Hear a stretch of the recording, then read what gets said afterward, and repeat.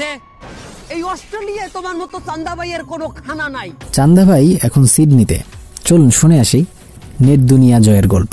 সামাজিক যোগাযোগ মাধ্যমে চান্দা ভাই নামে জনপ্রিয় রাকিবুল ইসলাম ফেসবুক ও ইউটিউব দুই প্ল্যাটফর্মে ঘুরে বেড়ায় তাদের মজার মজার সব ভিডিও কন্টেন্ট। ফেসবুক পেজে তাদের অনুসারী 50 লাখেরও বেশি। এক একটি ভিডিওর ভিউ কয়েক কোটি। একটি ভিডিও তো মাত্র 23 ঘন্টায় দেখেছেন 2,80,00,000 দর্শক। একটি চ্যারিটি কার্যক্রমে অংশ নিতে এবার অস্ট্রেলিয়ায় সিডনিতে হাজির হয়েছেন দুই ভাই। চলুন শুনে আসি তাদের গল্প। ইউটিউবে প্রথমে ফ্যামিলি এন্টারটেইনমেন্ট বিডি নামে একটি চ্যানেল খুললেন খায়রুল ইসলাম। সেটা ছিল নিছক শখের বসে কিছু ভিডিও বানানোর চেষ্টা। বন্ধু বান্ধব মিলে তৈরি করা হতো মজার সব ভিডিও। দর্শকের সাড়াও ছিল খুব সীমিত। ভিন্ন কিছু করার পরিকল্পনা নিয়ে 2018 সালে অক্টোবরে চ্যানেলটি পুনরায় যাত্রা শুরু করে। রাকিব বলেন, আমি গান গাইতাম, খায়রুল ভিডিও করত। নিজেরাই সেসব ভিডিও রেকর্ড করে চ্যানেলে দিতাম, কিন্তু খুব একটা কাজ হচ্ছিল না। পরে মাথায় আসে ভারতের সিআইডি সিরিজের মতো দেশীয় সংস্কৃতি বানানো যায় কিনা। শুরু করলাম আমাদের বরিশালের আঞ্চলিক ভাষায় মাটির কাছাকাছি গল্প। আমি পরিচালনা করতাম, পরে অভিনয় শুরু করি। আস্তে আস্তে দর্শকের সংখ্যা বাড়ে, পরে আর পেছনে ফিরে তাকাতে হয়নি। ইউটিউবের জগতে নামার আগে রাকিব খুলনার একটি হোটেলে ইভেন্ট ম্যানেজারের চাকরি করতেন, আর খায়রুল ইসলাম ছিলেন একটি বেসরকারি ব্যাংকের কর্মকর্তা।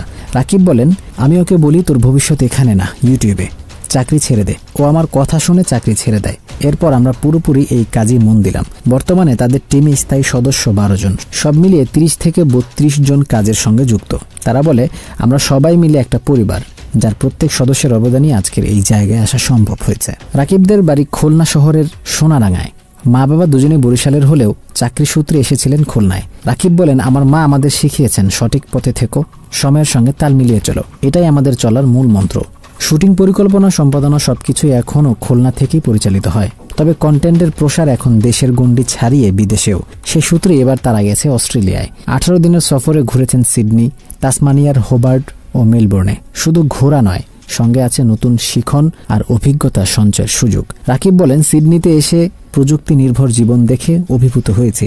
সবকিছু হয় কার্ড দিয়ে, হাতে নগদ টাকা দেখাই যায় না। মানুষ নিয়ম মেনে চলে, রাস্তায় কেউ অকারণে হর্ন বাজায় না। এই সংস্কৃতি যদি আমাদের দেশেও থাকতো কত সুন্দর হতো। তাদের বিদেশ সফরের পেছনে রয়েছে একাধিক স্পন্সরের সহযোগিতা।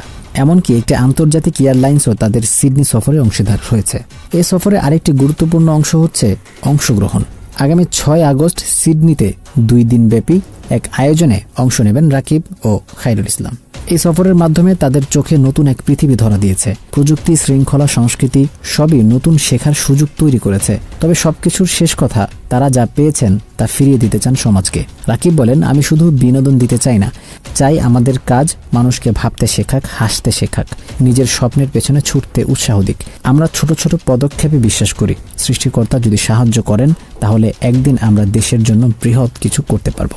এই বিশ্বাসই একমাত্র চান্দা ভাইদের আলাদা করেছে।